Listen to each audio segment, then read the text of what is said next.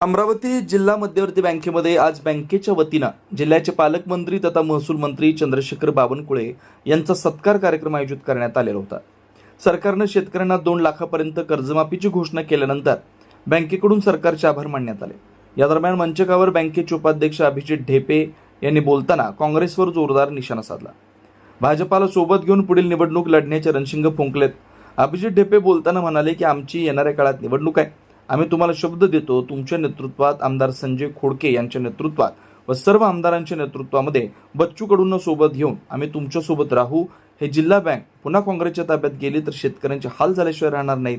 तुमचं आमचं नेतृत्व या बँकेवर प्रस्थापित होऊ द्या। येणाऱ्या काळात शेतकऱ्यांसाठी जे तुम्ही मोठं काम केलंय कर्जमाफीचं, त्यासाठी आमच्या अध्यक्ष साहेबांनी आपले आभार मानलेत, असं मोठं विधान जिल्हा मध्यवर्ती बँकेचे अभिजित ढेपे यांनी केलं आहे। कशी सेवा केली या माध्यमातून आम्हाला तुम्हाला एवढंच विनंती करतो, आणि साहेब बच्चू भाऊ तुमच्या विनंतीनं एक साहेबांना विनंती करतो की आमची येणाऱ्या काळामध्ये साहेब निवडणूक आहे। आम्ही तुम्हाला शब्द देतो साहेब की तुमच्या नेतृत्वामध्ये, संजू भाऊच्या नेतृत्वामध्ये, सर्व आपल्या आमदाराच्या नेतृत्वामध्ये आमच्या बच्चू भाऊ सोबत तुम्ही घेऊन ही जिल्हा बँक साहेब आम्ही तुमच्या सोबत राहू। ही जिल्हा बँक पुन्हा साहेब काँग्रेसच्या ताब्यात जर गेली तर इतक्या शेतकऱ्याचे हाल झाल्याशिवाय होणार नाही साहेब।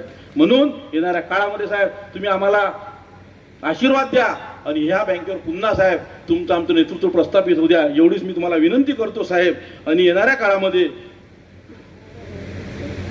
काळामध्ये साहेब शेतकऱ्यासाठी जे तुम्ही मोठं काम केलं साहेब आपल्या सरकारने कर्जमाफीचं, त्यासाठी साहेब आमच्या अध्यक्ष साहेबांनी पहिले सर्वांचे आभार मानले। परंतु साहेब इथं बसलेले बरेचसे शेतकरी साहेब रनिंग शेतकरी आहेत, थकीत शेतकरी नाही आहेत, नेहमी रेग्युलर शेतकरी आहेत।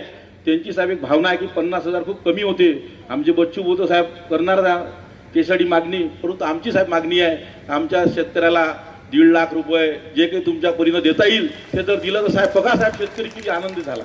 आणि म्हणून ह्या साहेब मागण्या आमच्या आहेत, कारण की रेग्युलर भरणारा शेतकरी साहेब त्याला असं वाटतं की आम्ही गुन्हा केला का, तो गुन्हा साहेब आमच्या जिल्हा बँकेकडून त्यांच्यावर घडला नाही पाहिजे, त्यांच्यावर अन्याय झाला नाही पाहिजे। म्हणून साहेब ही आमची छोटीशी मागणी मी आपल्या चरणी मांडतो शेतकऱ्याच्या वतीने। आणि मी साहेब आपले लांबलेले मनोगत इथे